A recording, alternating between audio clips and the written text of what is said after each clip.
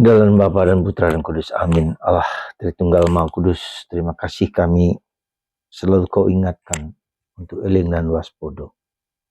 Untuk selalu mengingat Engkau lihat segala sesuatu. Untuk kami ya Tuhan, dan sekaligus waspada terhadap segala hal yang mengganggu, yang membuat kami semakin menjauh dari Engkau. Terpujilah namamu kini dan sepanjang segala masa. Amin. Para saudara, luar biasa Tuhan Yesus. Karena dia mengingatkan kita akan bahaya-bahaya yang membuat kita menjauh dari Tuhan. Yang membuat kita terperangkap dalam ketidakberdayaan dan semakin menjauhkan dari Tuhan. Entah itu lewat dosa, entah itu lewat godaan-godaan lain semua. Karena itu kita ingat akan prinsip yang kita miliki sebagai orang Jawa, itu iling dan waspodo. Ya. Iling dan waspodo. Iling, ingat, selalu ingat bahwa kita diciptakan oleh Tuhan untuk mengasihi Dia, untuk menyayangi Dia, dan mengasihi sesama kita.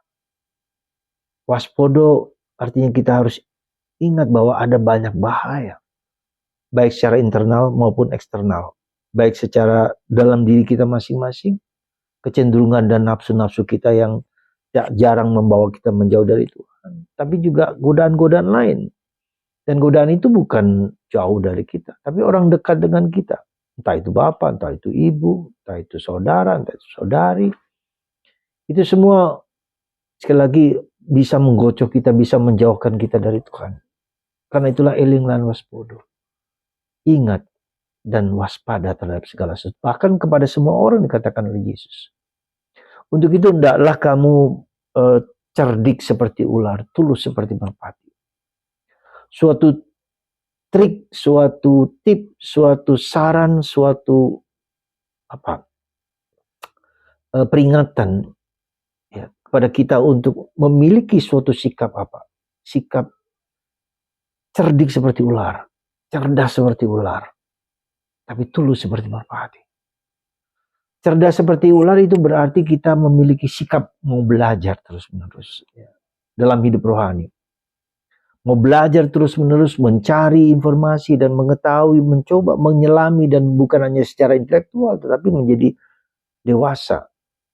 Ini menjadi setingkat ilahi, dewa setingkat. Jadi kita diajak untuk semakin cerdas di dalam pikiran, dalam perasaan, dalam roh, dan dalam tubuh kita, raga kita juga. Kita harus mendengarkan semua itu.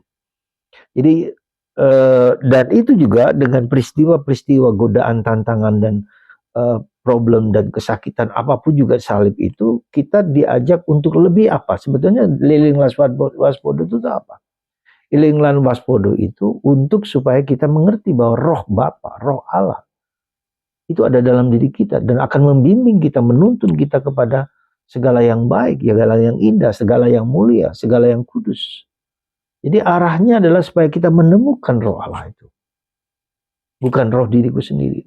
Meskipun kita harus tahu juga untuk menemukan Allah pasti ada roh pribadi, ego, keinginan kita untuk menyalahkan orang lain, keinginan kita untuk lari dari situasi yang berat itu. Jadi ini, saudaraku terkasih. Maka bagaimana supaya roh Allah dalam diri kita? Saya hanya menganjurkan kepada kita untuk mohon, yang dalam tradisi Katolik yang lama, mohon bukan mohon supaya kita kaya, mohon supaya kita memiliki harta benda, memiliki segala problem kita diselesaikan, disederhanakan, dirampungkan, diselesaikan. Betul, itu benar, tetapi lebih daripada itu, saya mohon iman, harapan, dan kasih saya semakin tumbuh dan berkembang. Saya kira ini yang harus kita kembalikan lagi kepada hal yang seperti ini. Maka dalam doa puji syukur atau doa dulu mada bakti selalu dicantumkan doa mohon harapan, doa mohon iman, doa mohon kasih. Ketiga hal itu yang menjadi keutamaan teologal kita. Yang lain-lain, entah itu pengalaman indah, pengalaman menarik, atau pengalaman akan Allah, apapun juga, apakah itu membawa saya kepada iman, harapan, dan kasih? Dan itulah buah dari Roh Kudus. Karena buah dari roh Allah, karena bukan lagi bersandar iman, harapan, dan kasih itu tidak hanya bersandar kepada kemanusiaanku.